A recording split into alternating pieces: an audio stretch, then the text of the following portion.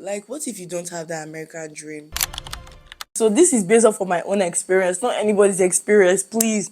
It is me and my own individual experience. So what I've experienced might not be the same thing you experience, but this is my own story. Hi, I'm Ashley, and this is Driving with Ashley. You're welcome. A lot of my subscribers know me from my life in Dominica, Dominica vlog, Dominica content, and it's been a while since you saw me sitting out like this to actually talk about stuff. I'm no longer in Dominica, and I'm still getting a lot of questions about coming to study in Dominica, schooling in Dominica, etc.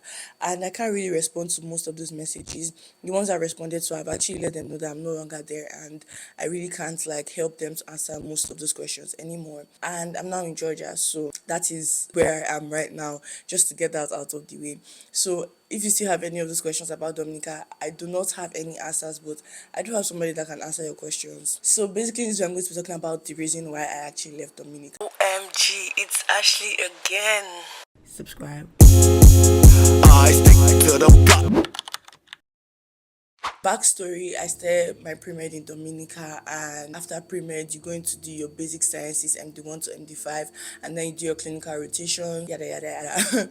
Now basically the university I was in was actually training us towards writing our USMLE exam. That's how I like to put it, because by the time you get into your MD1, after each semester you begin to write like your MBME, which is like that exam that's going to prepare you to be able to write your USMLE step 1. That's just summary in a nutshell. Basically I was being conditioned to write the exam and go to the US or places that accept the USMLE exam in general. Good. So the whole pathway is basically USMLE, step 1, step 2, step 3. You do your whole verification processes and you apply for the match process. I'm just giving summary because it's longer than that and more tedious than that, but that's just basically a summary. The first reason,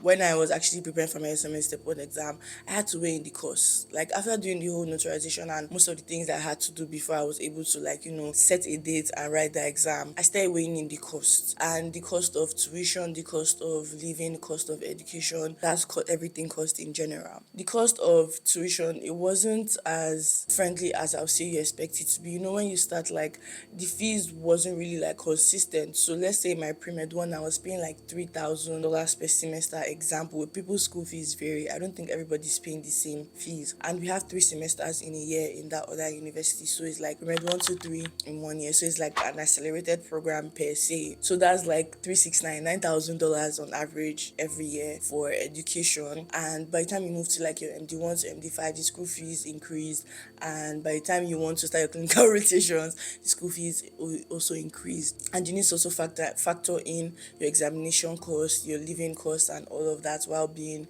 in Dominica as a country. So that was basically one of the things that I was just like, what, I'm thinking about all these costs, and right now I just feel exhausted. Like, I just want to be able to go to a place where like I can have the same quality of education and still decide which path I want to follow. So I was just weighing a lot of pros, a lot of cons about staying there, continuing chasing my American dream. Like, what if you don't have that American dream? What if you don't want to go to the US? There's just a whole lot of things to factor in, and yeah.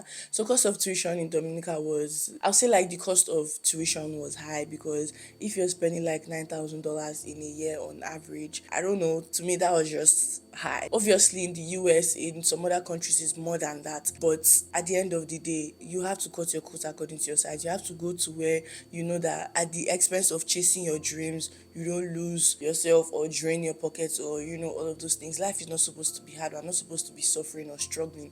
Now, that I'm not saying I was suffering there, I'm just telling you that like there's some things people don't actually come out and speak about in the open. And yeah, so cost of tuition was fairly high, versus in Georgia here, $9,000 can carry you for the whole year. Like, in a whole year, example, some schools are paying $6,000, $7,000, $8,000 for the whole year. So in a semester you're paying like, let's say, $3,000, and that's from like your first year to like your last year, removing like cost of examinations and all of those things, external exams that you want to write. So basically, here's an MBBS program versus Dominica, where it was an MD program. And I was just weighing in the pros and the cons, and I was like, okay, I have a choice. Like, if I move to Georgia, I'll still be able to do my SML step 1 if I want to. I can write other external exams if I want to. So that was one of the major reasons, cost of tuition. Next to the cost of living. Cost of living in Dominica was to me was on the high side, like, and on the passport there they stamped employment prohibited, so I wasn't even able to work and go to school like if I did want to work. And at some point it just became draining for me, because it's like, okay, what am I doing here, what am I doing? So yeah, cost of living was on the high side for me in Dominica versus Georgia, where my sister was already here, so like I had an idea what like cost of living was like. Now it's actually getting higher because after the war a lot of things changed, so I'll not say significantly higher than Dominica, but the truth is people are able to work here. So even if you don't want to work, you still have the option to be able to work here. So that was also one of the reasons. That was cost of living. If you see me looking down, I wrote some things down in my phone, and I'm also like trying to get this video done before I head out for my pediatrics rotations. So basically, leaving Dominica was not really something I thought about. Like, it was a spur of the moment decision. I'm never going to lie. Like, the time I thought about it was after I made the decision. That's when I actually started thinking about it, like, did I make the right decision? And I also was scared to transfer, because I was like, okay, if I'm transferring now, I have to pay back like my scholarship money, like, because I was on scholarship. I have to pay back my scholarship money. I have to like pay back a lot of things, and I was transferring after my basic science, which was my MD5. So that's lots of money that I've racked up in the scholarship to be able to pay back. So it was just a whole lot. Like, during that process, I wasn't able to talk about it. I wasn't able to like do videos, because I'm like, what am I even talking about? Like, going through stuff right now. So yeah. So now I finished talking about like the major reason why I left, which was cost of tuition and cost of, living basically in Dominica.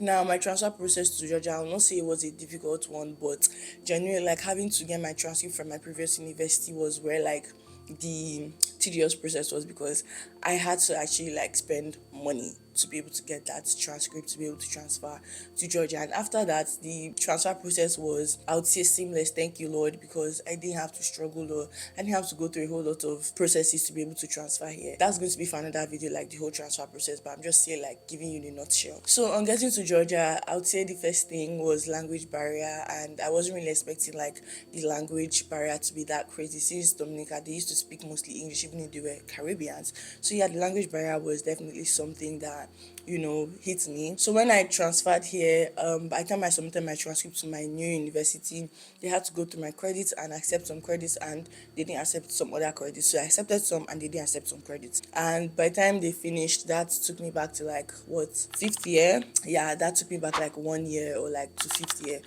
Honestly, at that point, I didn't even mind. I just wanted to continue my education and just move forward, and keep moving to the next like level, to the next semester. Yeah. So currently right now I'm doing my clinical rotations, and I'll say like I'm not even complaining, like I'm enjoying it so far, like moving on, moving forward. I'll do another video talking about living in Georgia in general. But I just wanted to let you guys know like the major reasons why I did leave.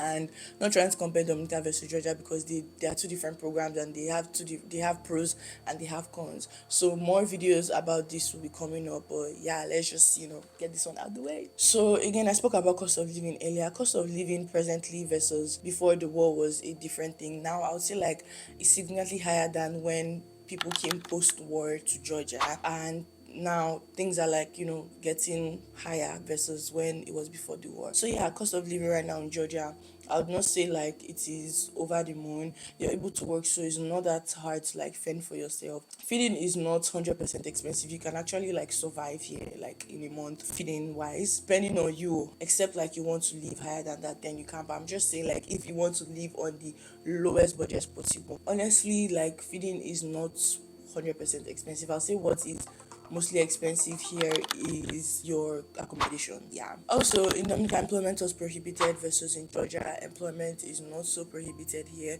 You can actually work and be a student so far that you have completed your residency like processes and you're legal in the country. You can actually work versus Dominica, where employment was prohibited. I would say like the pros outweigh the cons, because I have a reason why I'm here. And once I'm done with my education here, I am leaving the country. Yeah. Then we're going to talk about the weather. In Dominica, the weather was majorly like the same from January to December. In Georgia, we have like 4 different seasons: spring, summer, autumn, winter. And yeah, basically you have 4 seasons in Georgia, so you have to prepare for each season. Right now we spring because the weather is slowly like changing. It's Easter season, yeah. The safety in Georgia, I would say like Georgians really take like their safety really seriously. Like, Safety in Dominica wasn't that crazy either. Like I stayed there for how long and I was actually safe. But in Georgia, I would say like they really, really like have that safety on lock in terms of like them protecting the country and protecting their citizens. I know that you can go out at certain times of the day and you won't like be scared. Like you can walk out of the city, you can walk around because at the end of the day, the police officers are always patrolling. You will definitely, if I leave my house now, I might actually see a police vehicle outside the house. So yeah, it's a safe country. So basically, I think I just wanted to talk about the major reason why I left Dominica and all of that topics, all of that talks to be in other videos. I didn't want this video to be a long video genuinely. Like I just wanted to get like the fact that I'm no longer in Dominica out the way. But my major reason was weighing like the cost of education in Dominica versus cost of education in Georgia.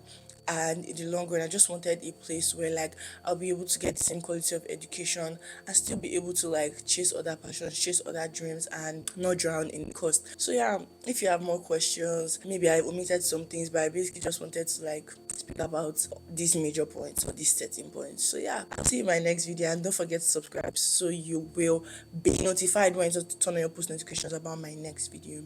I just hope this video like resonates with somebody else out there. But yeah, thank you and bye.